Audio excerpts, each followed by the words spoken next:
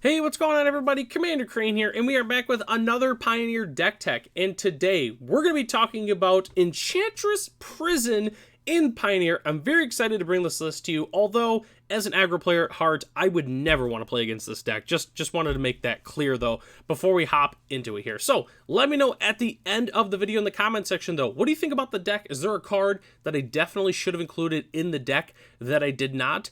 And if you have any suggestions for upcoming videos, just let me know in the comment section. So, okay, I've been working on a deck like this for honestly a couple of years on and off. You know, every so often I always think about, man, what about that green-white enchantment deck that I never ended up getting around to? You know, I always thought about it, but we recently have been getting a lot of really good enchantments. And, you know, I kind of picked up the idea the other day because, you know, as I do, you know, I think of cool decks I can feature here on the channel. And I thought, you know, I should definitely pick that deck back up. And I think we found the right deck for it. There's a lot of cards that have been printed in the last year or two that are fantastic for the deck. So let's go ahead and hop into here. Okay, so this is kind of the core of the deck here. So obviously we have some Oblivion Ring effects, and then we kind of have the main way that we're going to stave off all the creature decks. Okay, so for Circle of Confinement, it's essentially just like a mini Oblivion Ring. Exile a creature an opponent controls with mana value 3 or less until Circle of Confinement leaves the battlefield. That's kind of the main reason we're playing the card. But it also says whenever an opponent casts a vampire spell with the same name as the card exiled with Circle of Confinement, you gain 2 life. So here's the thing. There's a whole bunch of, you know, 2 mana, exile a creature with mana value 3 or less or whatever. There's a lot of those effects in Pioneer. But here's the thing. Circle of Confinement, I would say, is the best one. The other one I thought about playing was Baffling End, which just exiles it permanently. Well, it exiles it, but then if the Baffling End leaves, they get a 3/3 dinosaur with Trample, which, you know, is kind of like, okay, at least, you know, the creature you exiled is probably not going to be as good as the 3/3 dinosaur. That's kind of the idea. But with how the format is right now, there's a lot of good vampires that are seeing play. Not even just like Vein Ripper, but then there's also like Blood Tithe Harvester, there's Voldaren Epicure, there's Preacher of the Schism, you know, there's definitely more I can't think of all of a sudden right now. But there's a lot of vampires overall in the format, and I think it's definitely worth it to play the Circle of Confinement, just because if we happen to exile a vampire spell, and then they cast one, boom, we automatically got the value from it. So anyways, moving on, we're also playing 4 Seal of Existence. When I've been playing this deck, it, you know, is always just playing Journey to Nowhere, just because there really was not a good Oblivion Ring. But now we have a Ward 3 Oblivion Ring, which is really, really sweet. So even if our opponent is playing like Besage You, for instance, or like a Destroy Target enchantment card that's really anything, we have Ward 3 on it. So it's even harder for them to be able to get their thing back. So that's why I'm a big fan of Seal of Existence. It's fantastic for this deck. And then we're also playing 2 Sphere of Safety. So this card is an absolute hoser against aggro decks, but that's the thing. We're not always going to be playing against aggro. So we're playing just 2 copies of it, but the card is really, really good. 4 in a white, enchantment creatures can't attack you or a planeswalker you control unless their controller pays X for each of those creatures, where X is the number of enchantments you control. And spoiler alert, we're playing a lot of enchantments. So a lot of the time, our opponent is going to be having to pay, you know, 4, 5, 6, maybe even 7 mana just to attack with a single creature. So a lot of the time, this is just going to say, you can't attack me. At its worst, you know, we have 1 Oblivion Ring in play, and then we play the Sphere of Safety, and it's a Ghostly Prison. But then it just kind of gets better from there. So definitely a big fan of Sphere of Safety. Spoiler alert, we're playing 2 more copies in the sideboard for when we play against those pesky aggro decks. So, next slide here is definitely not the core of the deck, but I would say just more of the good enchantments that we play in the deck. For Wolfwillow Haven, it's essentially just ramp. That's really all it is. It ramps, and then, you know, we can also sacrifice it, make a wolf in a pinch if we need to. Definitely don't have an issue with it. Wolfwillow Haven is just good. You know, we get from 2 to 4 pretty easily. So, for instance, we can start playing Gideon's Intervention or Eidolon of Blossoms. We're playing 4 copies of Gideon's Intervention. This card is definitely a hoser. When it enters the battlefield, choose a card name. Your opponents can't cast spells with the chosen name. Prevent all damage that would be dealt to you and permanents you control by sources with the chosen name. You can name anything you want with this. Like, let's say your friend, like, oh, I know he's playing Return to Nature. Boom, Return to Nature. Can't even cast it. oh god, I'm gonna die to this giant Vein Ripper. I'm gonna name Vein Ripper. Anything. You can literally name anything you want with Gideon's Intervention. The card is absolutely incredible. Huge fan of the card. And then Eidolon of Blossoms it definitely seems not super good, but the card is definitely very, very strong. 2/2 for 4. When it or another enchantment enters the battlefield under your control, draw a card. Really, really simple. Obviously, when any enchantments that we follow up with, we're just going to be drawing even more cards. Definitely a huge fan of Eidolon of Blossoms. So, next slide here. This is pretty much our win conditions. We're playing 3 Calyx Destiny's Hand. Huge fan of this card. 4 loyalty, 2 green-white. +1, look at the top 4 cards of your library. You may reveal an enchantment from among them and put that card into your hand. Put the rest on the bottom of your library in a random order. Helps us dig for more removal. Helps us dig for, like Eidolon of Blossoms, any of our enchantments. Definitely a huge fan of the +1. -3, exile target creature or enchantment you don't control until target enchantment you control leaves the battlefield.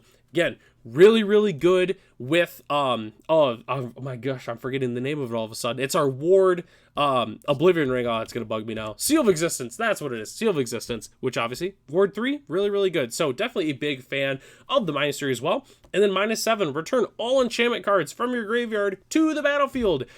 Not that that's going to be very relevant, but, especially in post-board, it could happen if our opponent's blown up our enchantments and then we somehow get it to -7 and boom, we bring them all back. But anyways, Calyx Destiny's Hand is a sweet card and it is the perfect engine for this deck. For sure. Huge fan of it. Card's absolutely incredible. And our main win condition that we're really going to be playing, Calyx is more of just helping us get there, but Sigil of the Empty Throne is our actual win condition. 5-mana enchantment. Whenever you cast an enchantment spell, put a 4/4 White Angel with flying onto the battlefield.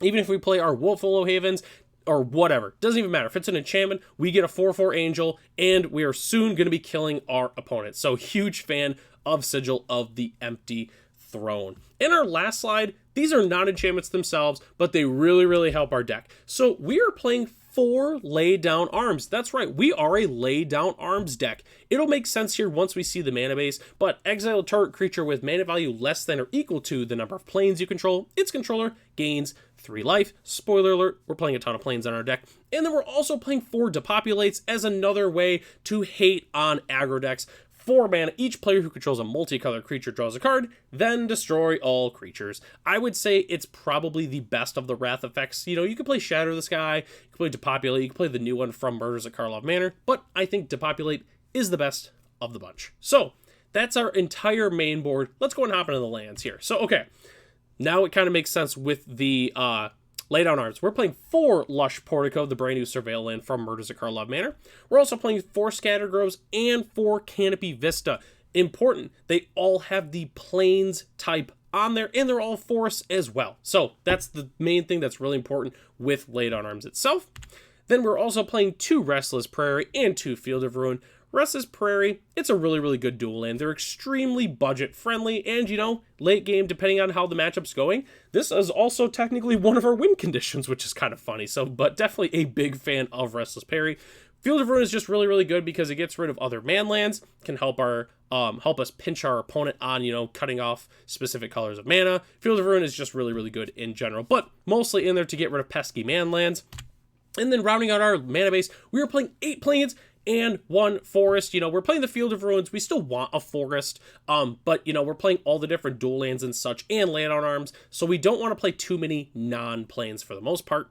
And then as our spicy basic land of the day, since a lot of our deck is focused on Theros just because it's very enchantment themed, I decided to play some of the original, planes and forests from Theros, the original set. Definitely big fan of all the artwork, really, that was in Theros. It was really hard to kind of pick a good planes and forest to play in this deck, because I think there's like 3 or 4 different pieces from the set, and they're all fantastic artwork. I mean, Stephen Belladin, Rob Alexander, some of the best land artists in the entire game. So, huge fan of these pieces in general. So, okay, let's go and hop into the sideboard here, as well as some upgrade options, because technically, it'll make more sense in a second here, but anyways, sideboarding is really, really simple. So, 2 Sphere of Safety. Obviously, we want the other 2 copies for if we're playing its aggro deck, because simply put, they cannot beat Sphere of Safety. unless they have enchantment removal, they just lose. I mean, unless they're playing like weird burn or anything like that, pretty much over for them. We're also going to want some utility enchantments. Personally, I would recommend Leyline of Sanctity just because we're able to give ourselves hexproof, which is really sweet, you know. And then even like later on, if we draw it, we can still cast it, get some value from it. For instance, like the Eidolon of Blossoms or the Sigil of the Empty Throne. We're also going to want Nyx's Fleece Ram. This card is incredible, especially against other aggro. I would even bring it against mid-range. It's an 0/5 for 1 and a white. At the beginning of your upkeep, you gain 1 life. And yes, it is an enchantment, which is pretty sweet. So definitely a big fan of Nyx's Fleece Ram. I would recommend probably playing 4 copies of Tamiyo Safekeeping. You could also play a card like Heroic Intervention, but Tamiyo Safekeeping is only 1 mana. Gives target permanent we control, hexproof and indestructible until end of turn, and we gain 2 life. Main reason, in the postboard, our opponents are going to be trying to blow up our enchantments, and we obviously don't want that to happen, so we're going to want to protect them. So I highly suggest playing 3 to 4 copies of Tamiyo's Safekeeping. Last thing I want to talk about is the upgrade options. So the only thing that you can actually use to upgrade this deck is the Channel Lands and Temple Garden. That's it. There's nothing else. There was no enchantments that I held back on just because they were a little too pricey or anything like that. I didn't want to say that it was necessarily a budget deck just because it's really not a budget deck. The deck is 100%. It's ready to go. You just need Temple Gardens and a Boseiju and a Ganjo, and you're ready to go. That's how strong this deck is and how budget friendly it is. I mean, we're basically playing a bunch of just random rares that are only good with enchantments, and then we're just playing some solid uncommons for the most part. That's the entire deck. That's it. If you want to play the list as it is right now, it's only $50 to build. Extremely cheap.